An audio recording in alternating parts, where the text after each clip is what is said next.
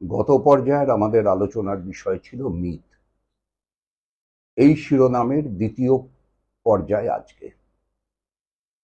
আগের দিন আমরা শেষ করেছিলাম যেখানে, তা হচ্ছে রামায়ণ আসলে এক কথায় আর্যায়ন, এবং একই সাথে রামায়ণ আসলে শূদ্রায়নও। এ সম্পর্কে বিস্তৃত আলোচনা আমরা আগের দিন করেছি। ভারতবর্ষের প্রায় প্রত্যেকটা গ্রামে, প্রত্যেকটা শহরে, প্রত্যেকটা মফস্বলে, প্রত্যেকটা অঞ্চলে রামায়ণ পঠিত হয়েছে, পঠিত হয়, এবং নিশ্চিতভাবেই আমাদের দেশের সবচাইতে জনপ্রিয় মহাকাব্যের নাম রামায়ণ।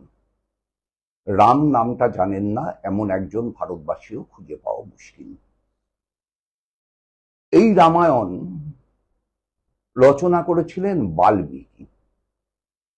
আমাদের এই মিথের মধ্যে একটা আশ্চর্য জিনিস হচ্ছে, তার প্রত্যেকটা নায়কের জন্মটা অস্বাভাবিক।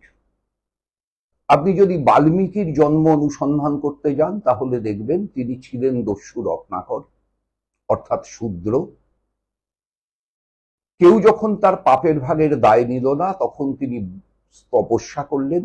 বল্মীক স্তূপ তাকে কেন্দ্র করে গড়ে উঠল। সেখান থেকে তিনি বেরিয়ে এলেন আর্য ঋষি হয়ে বাল্মীকি। এটি গোটাটাই কবির কল্পনা। আসল বিষয়টা কি? আসল বিষয়টা হচ্ছে আর্যরা লিখতে জানতেন না। আর্যরা যে লিখতে জানতেন না তার সবচাইতে বড় প্রমাণ হচ্ছে বেদকে শ্রুতি বলা হতো, কারণ বেদ শুনে শুনে মনে রাখতে হতো। শুনে শুনে মনে রাখতো কেন? লিখতে জানতো না বলে। সহজ উত্তর। সেই আর্যরা যখন এদেশে এলো, তখন এদেশে বসবাসকারী অনার্যরা লিখতে জানতেন, তাদের লিপি ছিল। আবার এই যে রাম কাহিনীটা, সেই রাম কাহিনীটা এসেছে কিন্তু আর্যদের সাথে সাথে, এবং আর্যদের সাথে সাথে আসা রাম কাহিনী তা নানানভাবে পল্লবিত হয়েছে। আমরা আগের দিনই বলেছি 428টা রাম কাহিনী আমাদের দেশে পাওয়া যায়, এবং তার ভিতর কোথাও এই যে দশরথের 4 পুত্র, দশরথ পুত্রেষ্টি যজ্ঞ করলেন নিঃসন্তান ছিলেন বলে, এবং তার প্রথম স্ত্রী কৌশল্যার গর্ভে রাম, দ্বিতীয় স্ত্রী কৈকেয়ীর গর্ভে ভরত, এবং তৃতীয় স্ত্রী সুমিত্রার গর্ভে লক্ষণ এবং শত্রুঘ্ন জন্মালো। এটাই চালু কথা। কিন্তু এমন মহাভারত আছে ওই 428-এর মধ্যে যেখানে বলা হচ্ছে ভরত এবং শত্রুঘ্ন উভয়েই কৈকেয়ীর গর্ভজাত, শুধু লক্ষণ সুমিত্রার গর্ভজাত, আর রাম কৌশল্যার গর্ভজাত। এইসব ফারাক ঠারাক মিলে যেটা দাঁড়ালো সেটা হচ্ছে রাম দশরথের এবং কৌশল্যার পুত্র, যদিও তিনি দশরথের ঔরসজাত নন। পুত্রেষ্টি যজ্ঞের পায়েস খেয়ে কৌশল্যা গর্ভবতী হয়েছিলেন। আচ্ছা, যদি এটাকে আমরা মেনে নিই যে সত্যি সে সময় আমাদের মুনি ঋষিদের এমন শক্তি ছিল যে তারা সেই পায়েস তৈরি করতে পারতেন যে পায়েস খেয়ে কোনো নারী গর্ভবতী হতে পারেন, তাহলে এখান থেকে আপনার দ্বিতীয় প্রশ্নটা জন্মানো উচিত যে পায়েস তো 3 রানী খেয়েছিলেন, এবং এমনটা নিশ্চয়ই স্বাভাবিক না যে 3 রানী একজন আরেকজনের থেকে অনেক পরে পায়েস খেয়েছিলেন। যদি ধরেও নি প্রথমটা কৌশল্যা খেয়েছিলেন, তাহলে তার 1 সেকেন্ড 2 সেকেন্ড 3 সেকেন্ড ব্যবধানে কৈকেয়ী খেয়েছিলেন, তার আবার 1 সেকেন্ড 2 সেকেন্ড 3 সেকেন্ড ব্যবধানে সুমিত্রা খেয়েছিলেন। তাহলে রাম বড়, ভরত মেজ, শত্রুঘ্ন এবং লক্ষণ সেজ এবং ছোট, এই যে বিভাজনটা, এই বিভাজনটা কি করে হলো? যাই হোক, হলো। রামায়ণের কাহিনী আপনারা জানেন, তার মধ্যে আমি যাচ্ছি না। এইবার সেই রাম, তাকে বিশ্বামিত্র মুনি নিয়ে গেলেন, কারণ তার তপোবন ডিস্টার্ব হচ্ছে তারকা রাক্ষসীর দ্বারা। আচ্ছা, এই যে রাক্ষসী এই শব্দটা এলো কেন? এলো হচ্ছে যারা আর্য নয়, আর্যেতর, তাদের বোঝাতে। অসুর, রাক্ষসী এই সব শব্দগুলোই তাদের জন্য প্রযোজ্য। আসলে তারকামা নামে এক অনার্য রমণী, তিনি একটা নির্দিষ্ট জমির উপরে তার প্রাধান্য প্রতিষ্ঠা করে রেখেছিলেন। ঘটনাচক্রে তিনি রাবণের বোন কাব্যের গুণে। এইবার সেই তারকাকে রাম বধ করলেন। তারপরে তারকার 2 সন্তান নামের উপর প্রতিশোধ নিতে এলো, তারাও বধ হলো। সব রামের কাহিনী আপনারা সব জানেন। শূর্পণখা নাক কান কেটে দেওয়া হলো, জানেন। কিন্তু কথা হচ্ছে যে এই যে রাম মূল কাজটা তাহলে কি করলেন? মূল কাজটা কিন্তু তিনি যেটা করলেন সেটা হচ্ছে তারকা যে জমিটা অধিগ্রহণ করেছিল বা দখলে রেখেছিল সেই জমিটা রাম দখল করলেন। এবারে যদি আপনি সমাজ ব্যবস্থার একেবারে প্রাচীনে চলে যান, সেই প্রাচীন কিন্তু আসলে জমি দখলের লড়াই। সুতরাং আমাদের মহাকাব্য শুরু হচ্ছে কিন্তু সেই জমি দখলের লড়াই থেকে।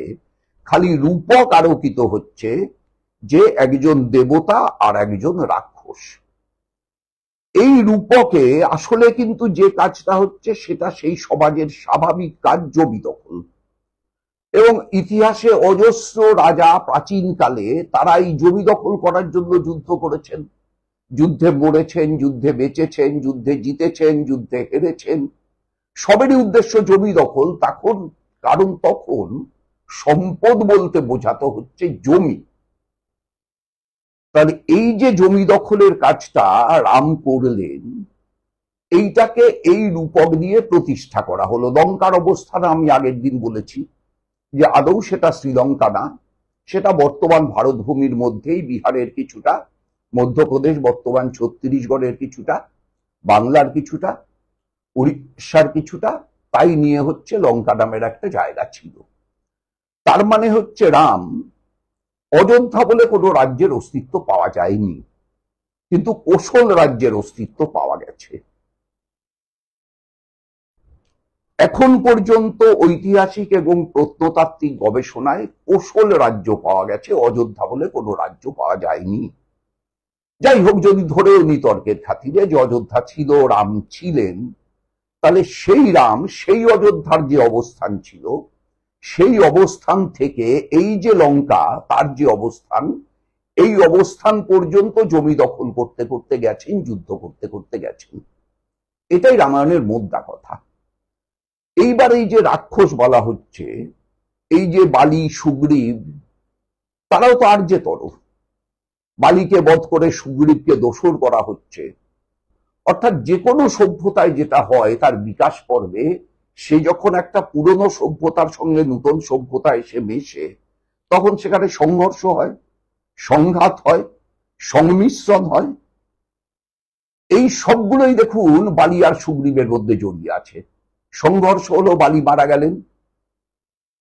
সংমিশ্রণ হলো, সুগ্রীব রামের দলে যোগ দিলেন। তারপরে সব বানর সেনা টানর সেনা ইত্যাদি ইত্যাদির যে বিষয় আছে তাই।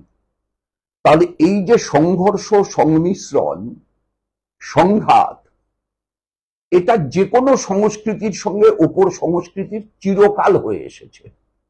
খুব সহজ একটা উদাহরণ যদি আপনাকে আমি দিই, যে আপনার একটি ছেলে আছে, সেই ছেলেটি একটি অস্ট্রেলিয়ান মেয়েকে বিয়ে করলো, তাহলে তাদের যে সন্তান হবে সে তার সংস্কৃতি কি হবে?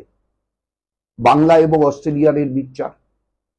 আচ্ছা, এই বাংলা এবং অস্ট্রেলিয়ানের মিশ্রিত সংস্কৃতির যে সন্তান জন্মালো, ধরে নিচ্ছি সে ছেলে হলো, সে একটি আলজেরিয়ান মেয়েকে বিয়ে করলো, তাহলে তার সংস্কৃতি কি হবে? ঠিক এইরকম ভাবেই সংস্কৃতির সঙ্গে সংস্কৃতির অ্যাকালচারাইজেশন হয়, মিশ্রণ হয়। তাহলে যে রাম এসেছেন বা যে আর্যরা এসেছেন, এই আর্যরা কিন্তু 3টে বর্ণ দিয়ে এসেছিল, ব্রাহ্মণ, ক্ষত্রিয় এবং বৈশ্য। তাদের ভিতর কেউ শূদ্র ছিল না। খুব স্বাভাবিক, কারণ যাযাবর জাতিতে কেউ দাসত্ব করে না। এরা তো যাযাবর ছিল। যাযাবর জাতির বৈশিষ্ট্য কি? সকলেই শ্রম করবে এবং সকলে মিলে তার ভোগ করবে। সেই গোষ্ঠী কিছুটা সময় নেট চলে যাওয়ার জন্য আবার শুরু করছি, কোন পর্যন্ত গেছে আমি বলতে পারবো না। যে আর্যরা এসেছিল বাইরে থেকে, তাদের কিন্তু 3টে বর্ণ ছিল এবং খুব স্বাভাবিক সেটা, কারণ সবাই তো যাযাবর জীবনযাপনে অভ্যস্ত। যাযাবর জীবনযাপনে তো কোনো দাসের প্রয়োজন নেই, প্রত্যেকেই পরিশ্রম করতে হবে।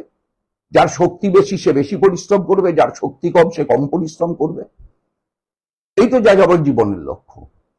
সুতরাং স্বাভাবিকভাবেই তাদের ভিতর ব্রাহ্মণ ছিল, তাদের ভিতর ক্ষত্রিয় ছিল এবং তাদের ভিতর বৈশ্য ছিল, কিন্তু শূদ্র কেউ ছিল না। এই আর্যরা এসে যে আর্যেতর জনগোষ্ঠীকে পদানত করল, সেই আর্যেতর জনগোষ্ঠীকে তারা শূদ্র আখ্যায়িত করলো। চতুর্থ বর্ণের সৃষ্টি হলো। অনেক পরে পঞ্চম অন্তজ বর্ণ, একেবারে হালফিলের ঘটনা, সেটা তা সৃষ্ট হয়েছে। তাহলে এই যে শূদ্র হিসাবে যাদের চিহ্নিত করা হলো, তারা কারা? তারা হচ্ছে তারকা। আচ্ছা দেখুন, তারকা রাবণের বোন, কিন্তু রাবণকে বধ করবার সময় রাম কি নির্দেশ দিচ্ছেন লক্ষণকে? রাবণ মহাজ্ঞানী, তুমি রাবণের কাছে গিয়ে রাজত্ব চালানোর জ্ঞান অর্জন করো। তার মানে রাবণ ব্রাহ্মণ। ব্রাহ্মণ মানে কি? যিনি ব্রহ্মবিদ্যা আত্মস্থ করেছেন। সেই আমলে ব্রহ্মবিদ্যা বলতে কি বোঝাতো? যিনি 4টি বেদ পড়েছেন, তা উপলব্ধি করেছেন, তা ব্যাখ্যা করতে পারেন। তাহলে এই যে 4টে বেদ পড়েছেন, উপলব্ধি করেছেন, ব্যাখ্যা করতে পারেন, এই অধিকার সেই আমলে সবার ছিল, ব্রাহ্মণ ক্ষত্রিয় বৈশ্যের। কিন্তু যখনই শূদ্র করা হলো, তখনই শূদ্রদের সেই অধিকার থেকে বঞ্চিত করে দেওয়া হলো। তাহলে এই চতুর্থ বর্ণ তা থেকে গেল হচ্ছে নিপীড়িত হয়ে। পৃথিবীর অন্যান্য দেশগুলোতে দাস ব্যবস্থা প্রতিষ্ঠিত হয়েছিল, ভারতবর্ষে দাস ব্যবস্থা প্রতিষ্ঠিত হয়নি, কিন্তু প্রায় দাস হিসাবেই তাদের জীবনযাপন চলতে লাগলো। এখন এই রাম, সেই রাম জমি দখল করেছে। এই সহজ কথাটা মেনে নিলে দ্বিতীয় কথাটায় আসা যাবে, সেটা হচ্ছে আসলে তাহলে রামায়ণ আর্যায়ন, এবং আর্যায়নের পরে যেহেতু এদেশের যে অনার্য অধিবাসীরা ছিল তারা কৃষিকাজ জানত, তাই সেই রাম আসলে রামায়ণ কৃষি সভ্যতার বিকাশের প্রতীক। রাম জমি দখল করলো। আমাদের কিন্তু একটা রাম না, আমাদের 3টে রাম। প্রথম রাম তীর্থনুখাতে জমি দখল করছে, দ্বিতীয় রাম পরশুরাম, নিক্ষত্রিয় করিব বিশ্ব। সেই পরশুরাম সে কিন্তু কুঠার দিয়ে গাছ কাটছে, মানে রামের দখল করা জমির জঙ্গল সাফ করছে।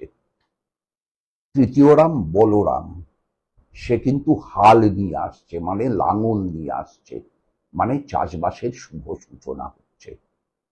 সুতরাং আপনি যদি একটা রাম দিয়ে ভারতবর্ষের সভ্যতাকে বুঝতে চান তাহলে ভুল হবে। ভারতবর্ষের সভ্যতাকে বুঝতে হবে, কৃষি বিকাশকে বুঝতে হবে। রাম, পরশুরাম, বলরাম, এই 3 জনের ক্রমান্বয়ে কাজের মধ্য দিয়ে যা আমাদের কবিরা নানানভাবে কল্পনার আকারে লিপিবদ্ধ করে গেছেন, তার মধ্য দিয়ে